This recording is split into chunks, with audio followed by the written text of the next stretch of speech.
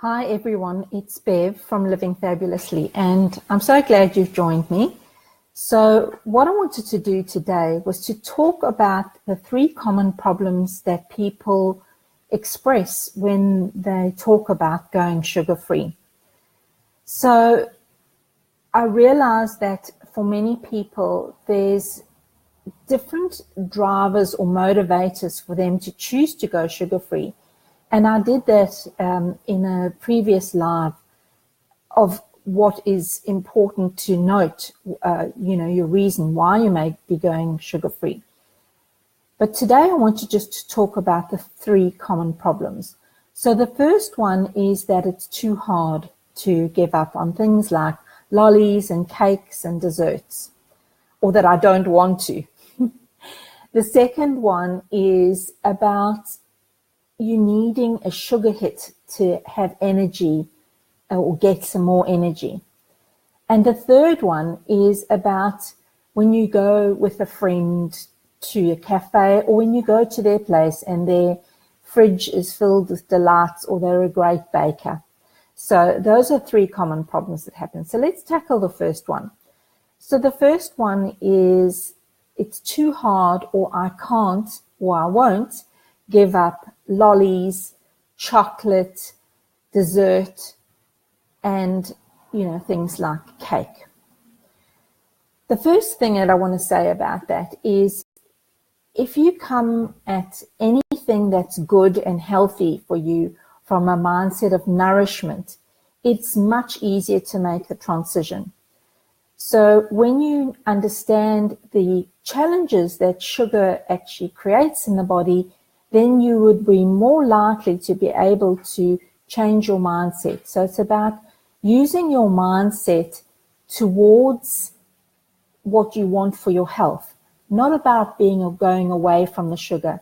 And this is a common thing when we set goals, is we'll say things like, I'm going to give up sugar. And so what I would suggest instead is look at perhaps what is it that you want instead? What do you want for your health? And that will motivate you to create alternatives to the way you think about that. Because it is true, we have often emotional attachment to foods and especially sweet stuff. So you may have always had treats as a child. I know for my children, they had treats on a Friday night. So that sort of once in a while thing is because life is not about constriction and thing. But when you're looking at your health, what you're really wanting to do is to focus on the habits that bring you health.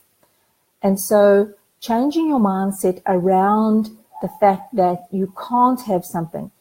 I still make things like raw chocolate. I make beautiful muffins, and I have them as treats every now and again. They are not an everyday food. So that's the first one, is getting your mindset right and actually seeing and changing your perspective towards what you're creating and what you're going to get. The second one is the statement that I often hear is, I need a sugar hit to give me energy. And what you would understand if you have done some reading about refined sugar, and I'm talking about the white stuff that comes in a bag.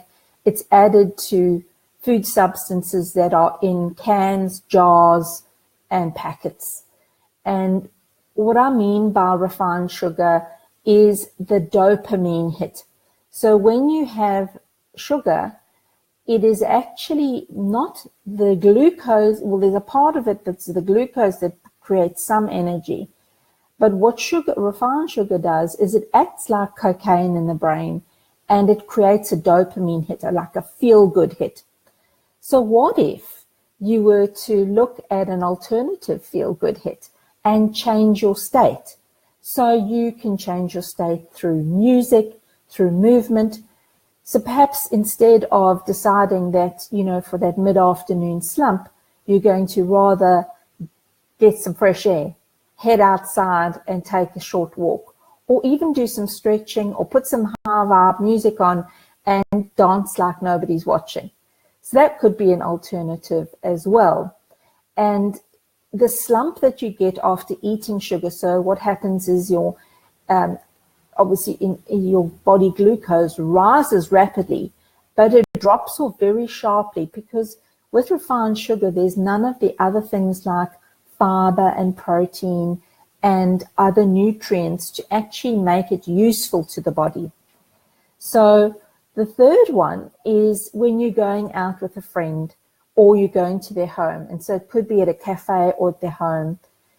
And the temptation just seems overwhelming. So what it would be good to think about is, what is your intention? And make a decision before you even go there.